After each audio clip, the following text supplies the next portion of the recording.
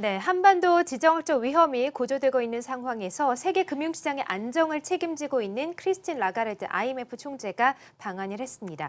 북핵 이슈를 비롯해서 한국 경제에 대해서 어떻게 보고 있느냐 초미의 관심사고요. 또 한국 증시에 대해서도 남다른 견해를 갖고 있다고 하는데요. 오늘은 이 부분에 대해서 자세하게 이야기 나눠보겠습니다. 한국경제신문사의 한상춘 논설위원 나오셨습니다. 안녕하세요. 네, 안녕하십니까? 네, 반갑습니다. 자, 북핵 위험이 고조되는 상황에서 IMF 총재가 방한을 했습니다. 크리스틴 라가르드 총재인데요. 어떤 인물인가요? 먼저 알려주시죠. 네, 네. 앞서 전화 인터뷰 시간이 좀 짧아가지고 제가 빨리 들어온 것 같아요. 예. 그래서 제 방송을 고정된 시간에 보시는 분들이 아마 앞부분이 못 보실 것 같은데요. 네. 사실 오늘 뉴욕 증시 얘기 좀 잠시 말씀드릴게요. 오늘은 이제 인물 뉴스가 많았다 이렇게 보도됐습니다. 네. 스탠리 피셔 행정 담당 부의장, 컨덜레스는 이제 감독 담당 부의장에서 이 트럼프 대통령이 임명한 분이고요. 그다음에 오바마 정부 시절에 행정 담당 부의장이고 지금의 제닛 앨런의 스승에 해당되는 또 버냉키 장의 직접 스승이고 드라기 총재 스승에 해당하는 스탠리 피셔가 사심 사임해서 뉴스에 상당히 이렇게 중심을 차지했었죠. 그랬죠. 예. 사실은 오늘 스탠리 피셔가 이렇게 되지만 나름대로는 연방부채 한도 문제, 연기 문제라든가 네. 이런 문제가 있어서 호재가 좀 많았어서 시장이 되려면 어제 북핵 리스크 때문에 한 240포인트 아주 빠졌었지 않습니까? 네. 그런 상태에서는 사실 오늘 시장이 되려면 그 이상 회복되거나 아니면 최소한 100포인트 이상 정도는 좀 회복돼야 되는데요. 오늘 다우지수가 회복된 건 다행입니다는 예. 한 80포인트 정도 유지하다가 장마판에 떨어져서 전일 대비해서 한 54포인트 정도 이렇게 되선 것은 랭킹 뉴스에서 그대로 보여주는 게 아닌가 생각합니다. 네. 여전히 랭킹 뉴스에서 앞서 시청자께서 보셨겠지만 아직도 북핵 문제가 1, 2위를 전부 차지하는 것 같아요. 이런 것이 이제 월가에 그렇습니다. 그래서 지금 이제 월가에서 보면 이 북핵 리스크에서 추일이라는 표현을 썼는데요. 굉장히 몸에 한기를 느낀다. 예. 미국의 허리케인과 함께. 네. 그래서 그런 부분이 지금 이렇게 뉴스에 올라왔는데요. 그런 것이 지금의 월가 상황이다 이렇게 됐습니다. 네, 알겠습니다. 그래서 오늘 스탠리 피셔 얘기를 좀 제가 말씀드릴 날이는데요. 네. 그보다도 IMF 총재가 오늘 이렇게 들어오기는 이틀 전에 들어오셨는데요. 예. 오늘 이 얘기를 안 하면 시간이 좀 없을 것 같습니다. 네. 왜냐하면 오늘 한은가 기재부와 IMF가 동시에 그렇군요. 외환위기 발생 20주년을 맞아서 예. 동아시아의 지속 가능성이 메인 행사를 하거든요. 이거 네. 놓치면 방송을 놓칠 것 같아서 사실 스탠리 피셔보다도 인물 뉴스에서 이 크리스틴 라가르드 얘기를 했는데요. 이분은 개인적으로 좀 연이 있습니다. 우리 EPD께서 오늘 아침에 시간을 갈려서 이 네. 뒤에 배경 화면을 이렇게 보이는데요. 배경 한번 보시겠습니다. 젊은 시절 모습이신가 젊은 시절 봐요. 이렇게죠? 예. 이 시청자분이 아마 많이 보시는 분은 시청자 입장에서 이쪽이 왼쪽입니까? 그렇죠. 오른쪽입니까? 오른쪽이죠? 예. 오른쪽에 이 사진을 보시기 때문에 제가 어떨 때 크리스틴 라가르드가 굉장히 미인이었습니다. 이렇게 네. 얘기하면 이쪽에 이렇게만 사진을 보셨으니까 이렇게 게시판에 어떤 시청자분께서 한상춘 논설위원이 보는 눈이 그렇게 낮습니까? 뭐에 대해서 저 보는 사진도 눈은 굉장히 미인이신 것 근데요. 같은데. 예. 요게 이제 제가 대우경제연구소 시절 네. 이렇게 1994년서 대우경제연구소 근무했으니까 네. 요때 제가 국제금융 컨퍼런스, 국제 세계경제 포럼이라든가 이때 예. 만났던 분입니다. 아, 직접 만나 뵈셨군요. 네, 만났던 예. 분입니다. 물론 이제 직접 악수를 한 입장은 아닙니다. 컨퍼런스에 네. 참여했던 입장인데요. 그때는 예. 굉장히 미인이었습니다. 아, 우리 방송을 진행하고 있는 EPD가 좀 키가 크고 네. 그래서 이 크리스틴 라가르드가 굉장히 키가 크거든요. 맞아요. 예. 그런 상태에서는 EPD가 결혼을 안 했는데요. 사실 결혼했다면 아마 젊었을 때는 이렇게 크리스틴 라가르드가 이상형이 되지 않겠느냐 해서 네. 오늘 좀 미국 시장에 좀 다소나마 좀 우러다 하더라도 좀 이렇게 시청자분한테 그렇군요. 지금 시간이 여유가 있으니까 지금 여러 가지로 우울한 소식에 좀 이게 네. 적당할지 모르겠습니다는 농담을 한마디 곁들였습니다. 예, 밝아졌습니다. 상당히 좀 굉장히 대조적 모습을 보이죠. 네. 이 앵커도 좀 이렇게 20년 이렇게 격차가 있을 때 예. 이렇게 해서 시청자분께서 이렇게 잘 관리하시기 바랍니다. 너무 이렇게 대조적 모습을 보이면 안 된다. 하는 것을 좀 말씀드리겠습니다. 어찌됐든 이 크리스틴 라가르드는 뭐 지금 가장 화제 인물이죠. 그렇죠. 제니 옐런 페드 의장보다 더 화제 인물이 되고 있는데요. 아무래도 IMF 국제금융시장의 안정을 책임을 맡고 있는 총책이기 때문에 그렇다. 그리고 지금 세계 금융시장에는 많은 금융 불안 요인들이 있지 않습니까? 네. 중국의 금융위기설이라든가 한반도의 북핵 문제라든가 그다음에 미국이 일방적으로 보호주를 간다든가 달러 약세 문제라든가 이런 문제 그래서 굉장히 이렇게 국제 금융시장 혈안을 이렇게 갖고 있는데요. 이런 상태에서 금융시장에 책임을 맡고 있는 크리스틴 라가르드가 가장 지금 주목을 받고 있는다. 근데 이분이 사실 2013년 한국에 들어온 적이 있습니다. 아, 인천 그러세요? 송도에서 예. 국제환경기금 철폐원칙을 했었거든요. 네. 이것이 이제 크리스틴 라가르드가 굉장히 주력하는 사업입니다. 그래서 IMF 총재 이전서부터 이런 내연을 갖고 있기 때문에 이때 당시에 한국에 들어오셔서 4년 만에 이렇게 들어오시게 되는 건데요. 일단은 뭐냐 한 1조 달러 우리 돈으로 어제 1120원, 1130원이니까 한 1120원, 1130조 원을 조원입니다. 움직이는 거물이다 이렇게 됐습니다.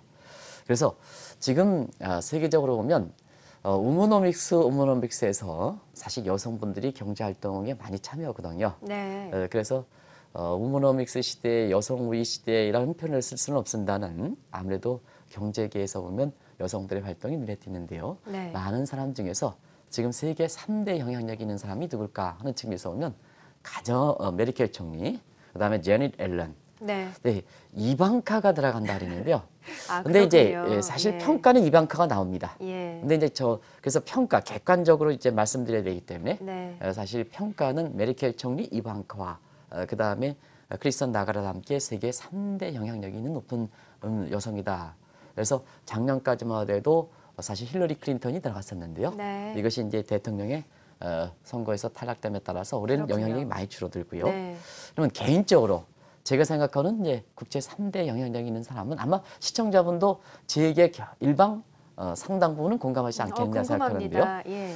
지금 이제 이렇게 보면 정치라든가 이런 측면에서는 메르켈 예. 총리, 이방카, 크리스틴 라가르드 하지만 국제금융시장이라든가 증시시장에서는 네. 메르켈 총리, 그다음에 제닛 앨런, 네. 그리고 크리스틴 라가르드 이렇게 그렇군요. 3대 영향력 있는 소으로 꼽을 수가 있잖아요. 이건 개인적인 생각입니다. 네. 항상 개인적 생각을 꼭 좀 말씀드리겠습니다. 그래서 굉장히 영향력 있는 사람이다 이렇게 보시면 되겠습니다. 그리고 더더욱 이분이 뭐냐 IMF 총재를 연임을 했거든요. 네. IMF 총재에 연임을 하는 경우는 없습니다. 연임하는 게 드뭅니다. 아, 근데 그래요? 예. 그만큼 굉장히 어려운 시기, 글로벌 금융위기라는 어려운 시기에 그것도 네. 여성이 IMF 총재를 맡아서 잘 이끌다 보니까 결과적으로 연임에 성공했거든요. 네. 그러면 국제적으로 신망도가 그만큼 높다는 얘기입니다. 그렇죠. 그런 차원에서 지금 프랑스의 마크롱 이렇게 대통령이 네. 올해 5월 달에 이렇게 당선됐지 않습니까? 네. 근데 이제 프랑스 대통령의 임기는 4년입니다. 그러다 보니까 2017년에 다음에 차기 대통령 선거가 2011년인데요. 마크롱 후보가 잘하긴 하지만 그러나 여성으로서 지금 국제사회에서 신망이 높은 그리고 프랑스의 위상을 마크롱보다 더 올렸다는 네. 크리스틴 라가르드가 지금 프랑스의 아, 네. 대통령 후보로 거론되는 사람이거든요. 예. 그만큼 영향력이 있는데요.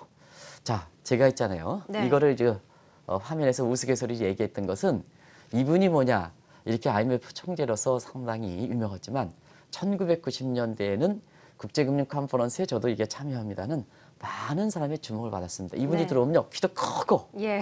굉장히 미인이시니까. 미인이고 예. 옷도 잘 입습니다. 굉장히 옷도 세련되게 잘 입습니다. 네. 그러다 보니까 여기 큰 키의 미인으로 패션을 선도하는 여성 이게 네. 꼭 나옵니다. 그렇군요. 근데 지금 사진 보면 예. 굉장히 좀 그런데 지금도 옷은 굉장히 네, 잘 잘 입습니다. 입으시더라고요. 그죠? 그래서 사실상 같은 우리 미인인 입장인 이 앵커께서는 어떻게 이게 평가할지 모르겠습니다만 1990년대 같은 경우에는 굉장히 선망이 됐었거든요. 네. 그런 상태에서 이렇게 국제 패션계에도 이분이 지금 옷을 입으시는 것도 화제가 될 만큼 이렇게 해서 대단하네요. 여러 가지로 관심이 높은 인물이다. 이 분이 한국에 오셨기 때문에 제가 스탠리 피셔라는 페드의 행정 담당 부의장 그리고 제니 렐런과 버냉키 드라기 총재의 스승에 해당되는 사람보다도 더 중요할 것 같아서 이분을 오늘 이렇게 이렇게 방송 주제로 삼았다 이렇게 말씀드리겠습니다. 네, 크리스틴 라가르드 총재 굉장히 다양한 면에서 영향력이 있는 인물인 것 같습니다. 특히나 이 북핵 위기가 고조된 상황에서 우리나라를 방문을 했는데요. 공식적인 방문 목적이 무엇인지 좀 궁금해집니다. 이 공식적인 방문 목적은 북핵 네. 위기에 대해서 네. 얘기한 건 아닙니다. 예, 그렇죠. 예. 어제 열렸던 국제 여성인대회, 네. 그다음에 오늘 열리는 한은과 기획재정부와 IMF가 공동하는 이런 국제금융 컨퍼런스, 그다음에 이렇게 11일 날 청와대 방문해서 문 대통령과 대통령 회담, 이런 특히 이제 어제 열렸던 여성금융인 국제 참석, 그다음에 한은과 기재부 IMF 컨퍼런스가 이게 북핵 문제가 터지기 전서부터 나왔던 거거든요. 그래서 원래 공식적인 목적은 일부에서 이 북핵 문제가 강조하다 보니까 북핵 문제에 대해서 얘기하기 위해서 오셨다, 이게 아니고요. 공식적인 일정이 있었다. 그 가운데 그 일정이 잡힌 사람들 이번에 들어오시기 전에 북핵 문제가 육체 핵실험, 그랬군요. ICM 예. 터지다 보니까 아무래도 네. 자연스럽게 국제금융시장의 총책임 맡고 있는 입장에서 이 문제에 대해서 어떻게 생각할까 자연스럽게 관심이 돼서 그런 북핵 얘기가 나오는 거다 하는 걸 말씀드리겠습니다. 네. 그래서 어제는 여성금융회의에 국제회의에 참여했는데요. 사실 이분이 이런 표현을 썼습니다.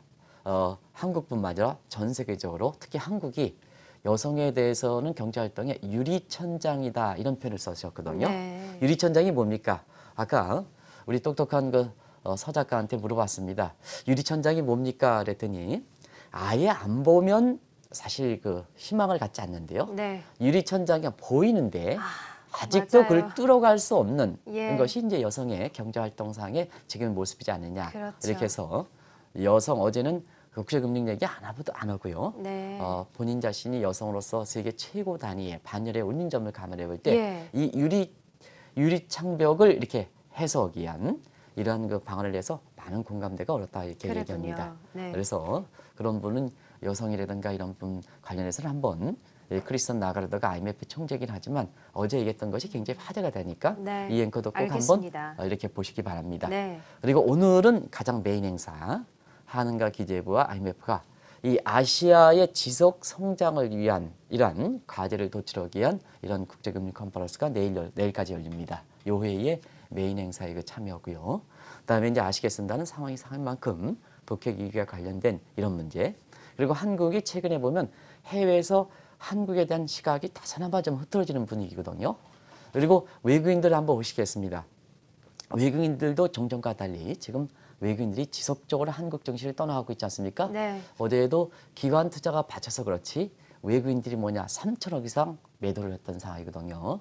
그래서 이 코스피 시장 같은 경우는 7월 중순 이후서부터 이 북한의 ICM이라든가 그다음에 북핵의 육체 실험 요 문제에 대해서 사실 어떤 분들은 이제 종전에 정된 대로 새 것이 있느냐 하는데요. 전혀 경중이 다른 문제거든요. 그러다 보니까 외국인들이 한 4조 원 정도 이렇게 코스피에서 매도한, 물론 코스닥이 받쳐주기 때문에 그 순매도 금액이 조금 줄긴 합니다는 코스피에서 어제도 한 3천억 이상 매도하는 이런 분위기가 이렇게 나오고 있는데요. 이게 최근에 한국과 관련된 외국인의 국내에 들어왔던 외국인이고 특히 원화표 시채권 시장에 많이 빠지고 있습니다. 이 북핵과 관련돼서는 국가 문제이기 때문에 원화표 시채권의 외국인 동향이 주식시장보다 더 중요하거든요. 근데 외국인이 원화표 시채권에 많이 빠지는 양상을 보이는 상태고, 그다음에 세계에서 2위 운용 규모인 노르웨이의 국부펀드 같은 경우는 한국을 이제 투자 대상에서 뺄라 그러거든요. 네. 이런 상태에서 국제금융청의 책임을 받고 예. 또 한국 경제 아이를 활동, 북핵 문제가 아이를 활동이 필요한 시점에서 사실 크리스틴 라가르드 총재와 문재인 대통령과 만나는 자리는 아주 귀한 자리죠. 그래서 이러한 청와대 방문에서 문재인 대통령인데요. 그래서 문재인 대통령에 대해서 아마 지난번에 이렇게 국제회담에서 문재인 대통령을 보신 모양입니다. 네. 그래서 이번에 사실 한국에 들어오기 전에 중앙일보 인터뷰에서 네. 문재인 대통령에 대해서 이렇게 보신 소감을, 만난 예. 소감을 이렇게 얘기해달라 하니까 시청자분들 한번 문재인 대통령에 대해서 어떻게 생각하시는지 한번 보겠습니다. 네. 그래서 외국인 입장에서 그것도 세계 금융시장의 총책을 맡고 있는 상태에서 물론 모든 대통령은 좋게 평가는 하긴 하지만 미소가 좋고 아주 편안한 사람이다. 시청자 여러분 어떻게 생각하십니까? 그래서 예. 저는 개인적으로 이렇게 크리스틴 라가르드가 미소가 좋고 편안한 사람이다. 이거에 대해서 저도 개인적으로 네, 공감합니다. 그러네요. 예. 항상 이제 웃고 이렇게 하시기 때문에 이런 부분이 그랬는데요. 일단은 첫인상은 상당히 좋기 때문에 11일 날 청와대 방문해서 문재인 대통령과 그다음에 크리스천 라가르의 북핵 문제와 관련된 이런 문제는 사심없이 이러한 그 의견을 이렇게 교환하지 않겠냐 이렇게 보고 있습니다. 알겠습니다. 자, 또 방문한 시기가 시기인 만큼 이 한반도 지정학적 위험에 대해서도 어떻게 생각하고 계시느냐 또 관심이지 않습니까? 어떻게 보고 계신가요? 네, 한반도 지정학적 문제는 분명히 ICBM 발사, 네. 그다음에 북핵 문제 이것이 지정학적 지오포리티컬해서 지정학적 위험이다 이렇게 표현을 쓰지만 이건 지정학적 위험이 아니다.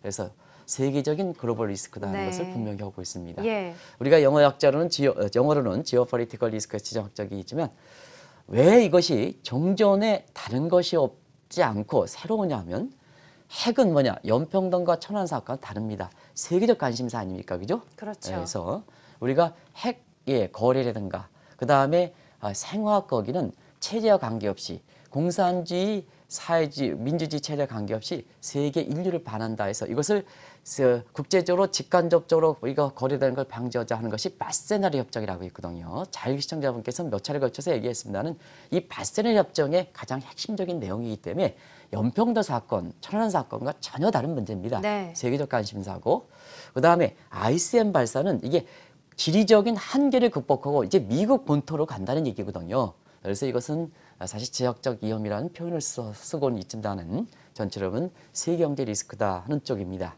그래서 IMF의 그 총재답게 가능한 빨리 좀 완화되고 평화적으로 해결됐으면 지금 이 방안뿐이 없지 않습니까? 그죠? 그렇죠. 네, 그래서 네.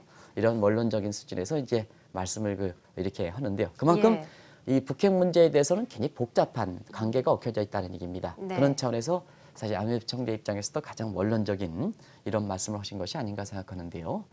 자, 지금은 한국 경제가 나름대로 이렇게 긍정적 측면이 있기 때문에 지금 상태에서는 6차 그 핵실험이라든가 ICBM 같은 것이 한국 경제에 큰 영향을 주지는 않고 있습니다는 이것이 앞으로 지속되면 한국 경제에 부정적 영향이 된다 이런 말씀을 하셨거든요. 네. 또 한국 증시 입장에서도 지금 한 이 3% 정도 코스피에서 보면 3% 정도 이게 이제 중앙일보와 인터뷰 시절입니다. 그거보다 더 떨어졌죠 지금. 그래서 3% 조정만 되면 아직까지는 회복력이 있다 하는데요.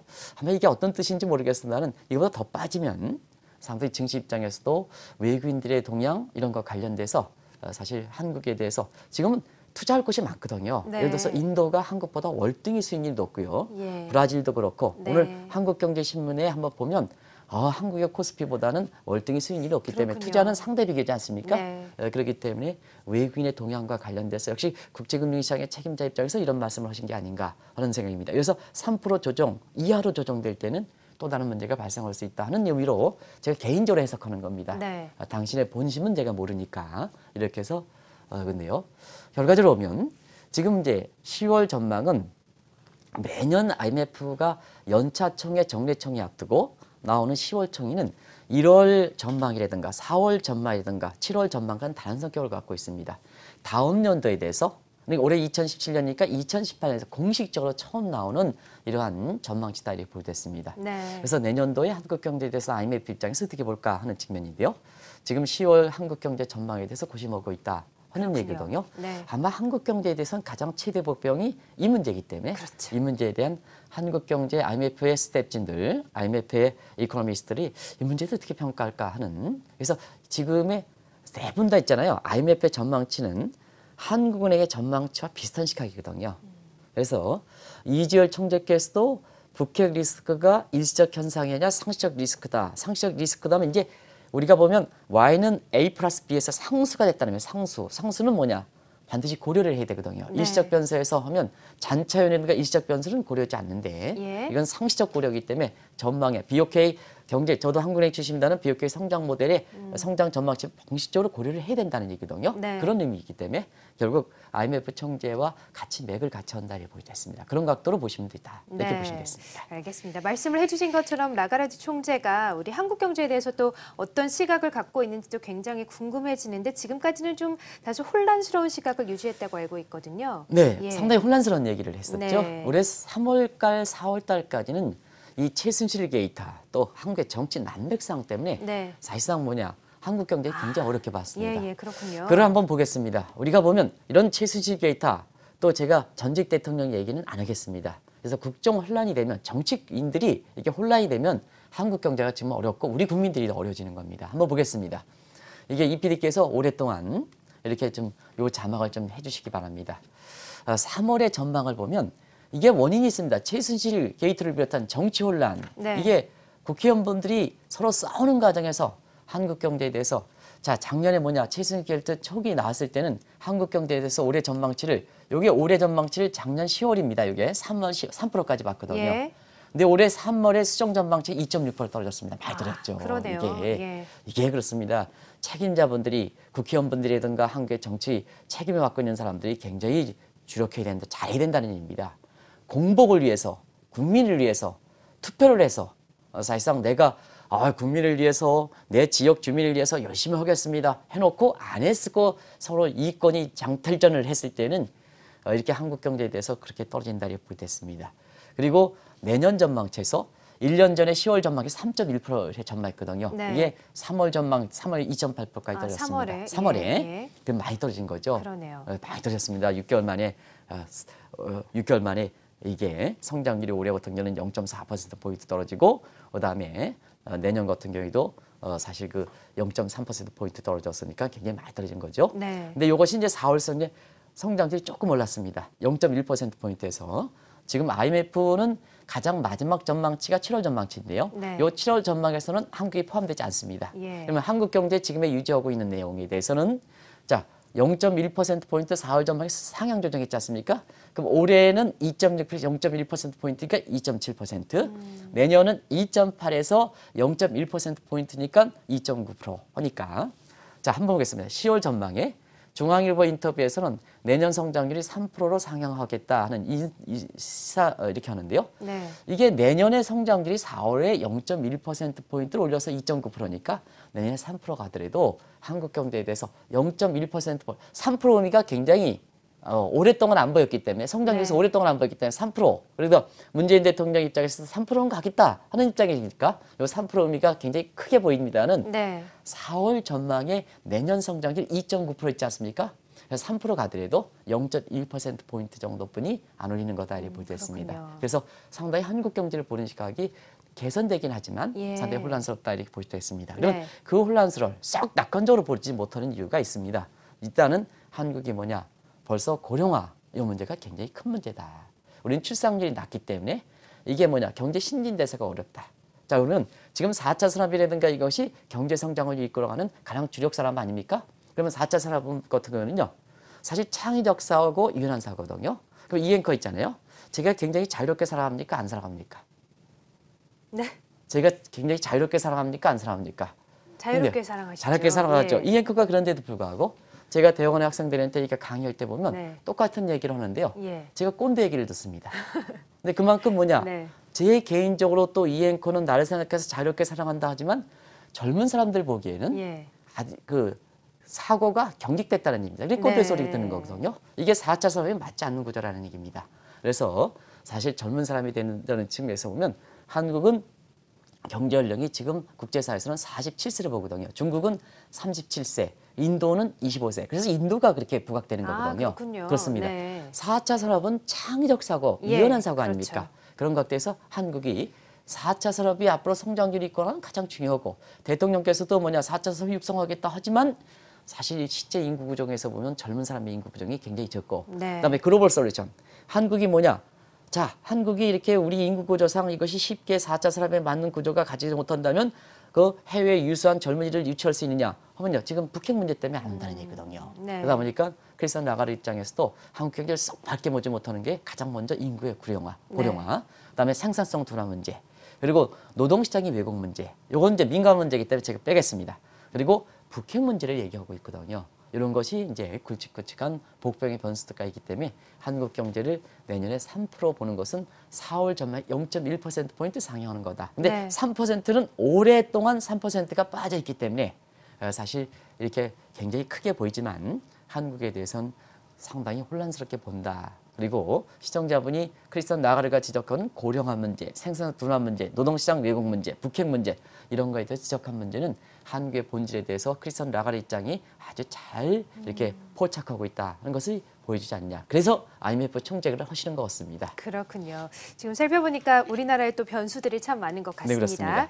자, 다음 달 IMF가 연차 총회를 앞두고 또 세계 경제 전망을 발표를 하는데요.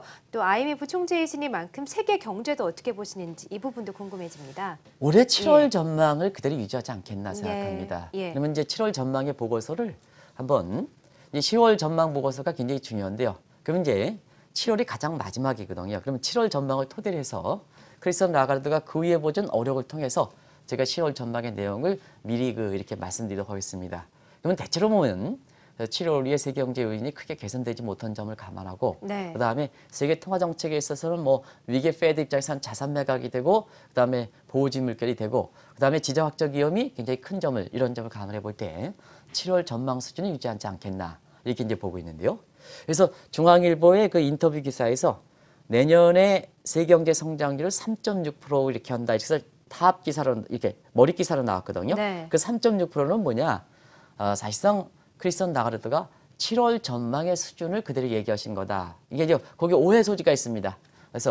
그래서 사실 그 이외에는 세계 경제를 상향 조정할 수 있는 요인들이 크지 않기 때문에 7월 전망치를 그대로 유지하지 않겠나 이렇게 보고 있습니다. 네. 그래서 내년도에 그 7월 전망치 이렇게 토대로 해서 하면 올해 세계 경제 성장률이 3.5% 전체적으로 그다음에 내년도에 3.6% 그것을 한국의 방한 직전에 이 중앙일보 머리 기사에서 3.6% 나온 거다. 이렇게 이제 보시면 되겠고 그걸 네. 제가 정확하게 말씀드리는 겁니다. 그거 예. 자체를 보면 3.6%에서 이게 제목을 세계 경제가 크게 동력이다 이렇게 했으니까 내년도에 3.6%가 굉장히 큰 성장률을 이렇게 오해하는 시각이 있는데요. 예. 우리가 보면 이런 내용을 정확하게 말씀드려야 되거든요. 네. 그래서 7월 전망치 수준이다 이렇게 보겠습니다. 그리고 증시 입장에서 중요한 게 이제 경기 순환상이거든요. 그렇죠. 그러면 경기 순환에서는 작년 2분기서부터 세계 경제가 회복되는 모습이 유지될 것이다 이렇게 보겠습니다. 그러면 시청자 한번 보겠습니다.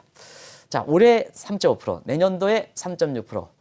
세계 경기 회복세가 굉장히 빠릅니까? 아니면 굉장히 느릿느릿합니까? 더디죠. 더디죠. 느릿느릿하죠. 예. 이 부분이 이제 중요합니다. 그만큼 불확실한 요인이 많다는 얘기거든요. 예. 그래서 올해 3.5%, 내년도에 3.5% 회복세는 지속되는 건 좋지만 네. 사실 0.1%포인트 본이 개선된 요인이 없다. 그만큼 불확실한 요인도 많다. 그러면 시청자분이 다 아시는 얘기입니다. 경제는 상식이기 때문에 사실 새로운 것이 사실상 정체적이 있을 때는 새로운 것이 그렇게 많이 보이지 않지만 그러나 지금처럼 과거 이론이 통하지 않고 과거의 관행이 잘 통하지 않은 뉴노멀 사회 아닙니까? 그러다 보니까 이 뉴노멀을 과거의 잣대를 보면 새로운 게 보이지 않지만 지금은 뉴노멀이 송재조 한국경제TV는 지금 환경에 대해서 빨리빨리 접근하려면 이 뉴노멀이 뉴모노멀이 아니고 이게 노멀이다.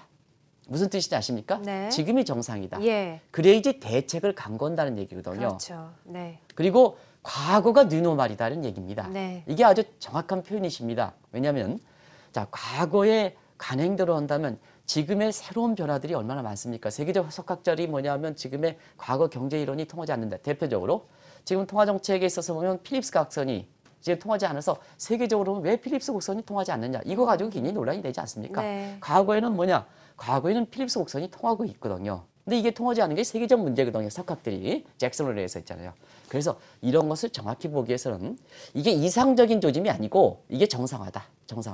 그래야지 지금의 환경이 이렇게 변했으니까 지금의 그런 시급성을 바탕으로 해서 사실상 이런 새로운 환경에 도래됐기 때문에 거기에 맞춰서 정책도 해야 되는데요. 이 문제의식이 어떻게 보냐 하면 과거가 정상인 상태에서 과거가 노말이고 지금은 뉴노말이다 보면 이상이다.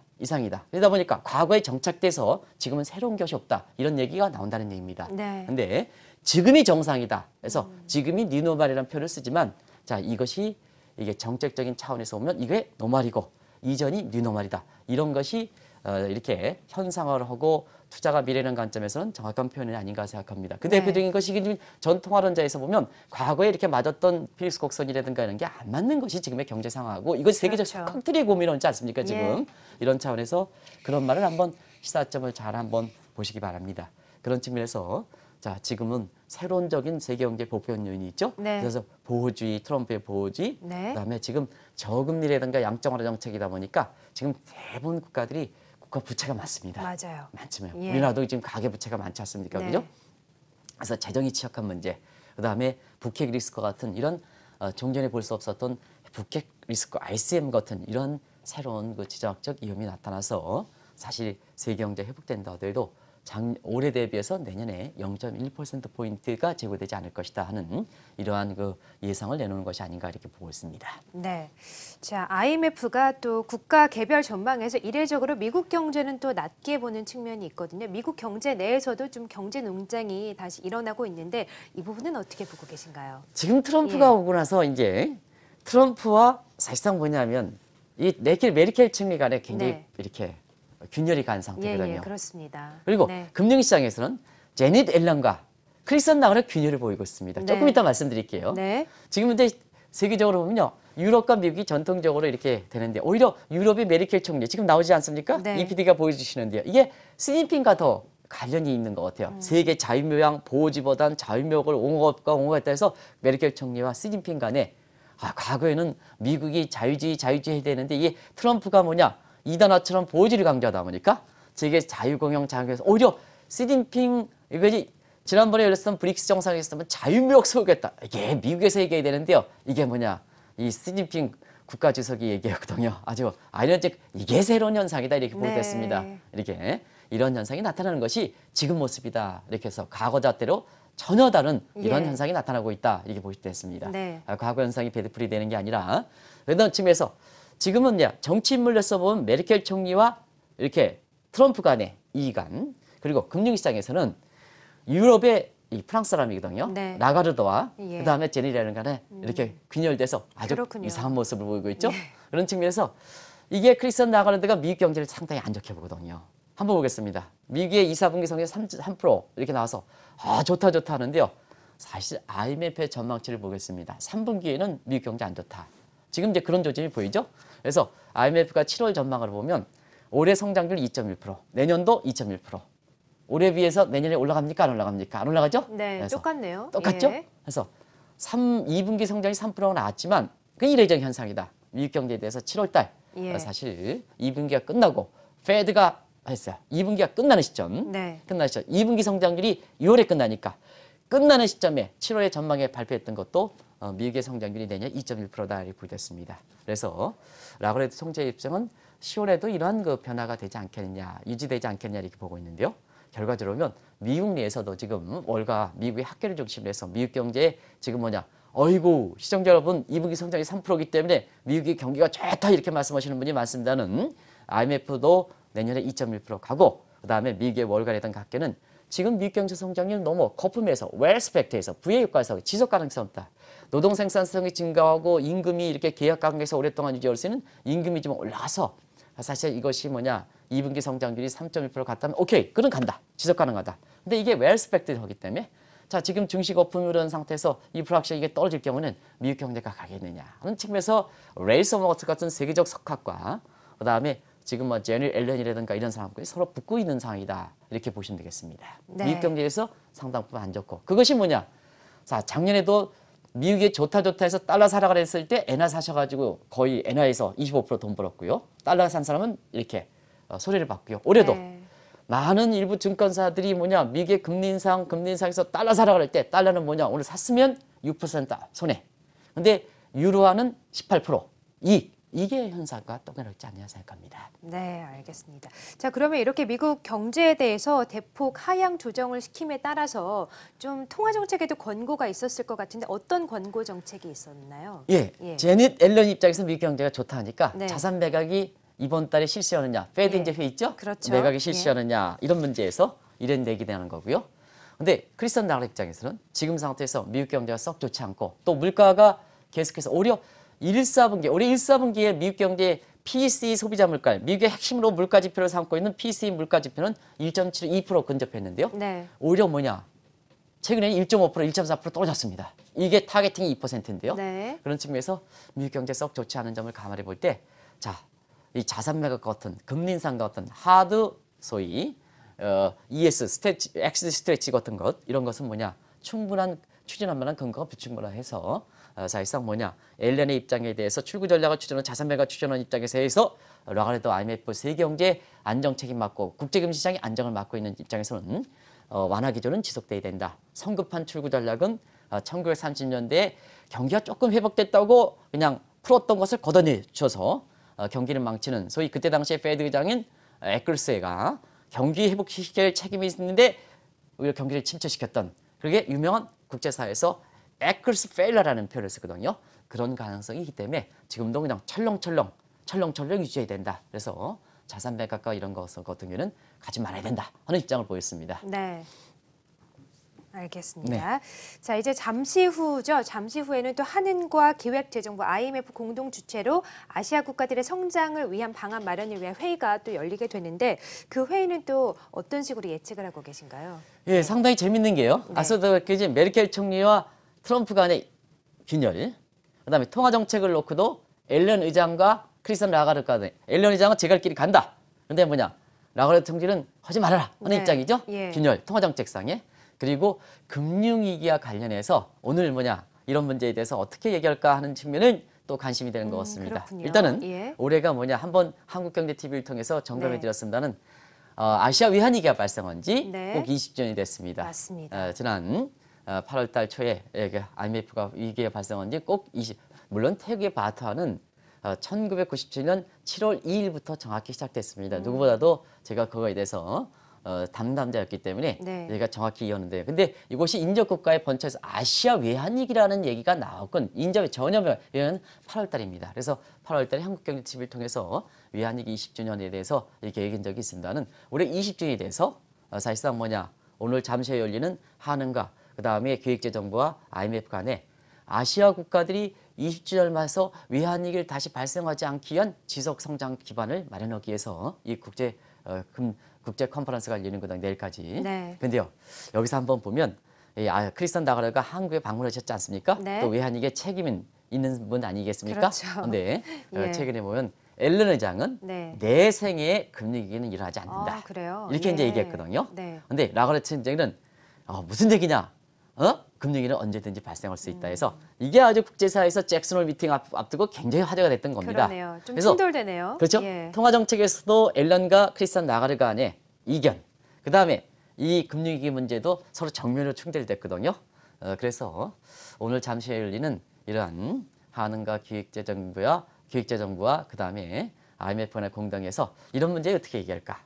이런 얘기할까? 어차피 외환위기, 아시아 외환위기 20주년을 맞아서 이 문제에 대해서 주책임자 입장에서는 라가르드 총재가 얘기할 거로 이렇게 보이거든요. 네. 그래서 이 문제에 대해서 어떻게 얘기할까? 그리고 지금 한국을 비롯해서 아시아 국가들이 공동히 당면한 사항이 지속 가능한 성장 기반이거든요. 이게 가장 중요하거든요.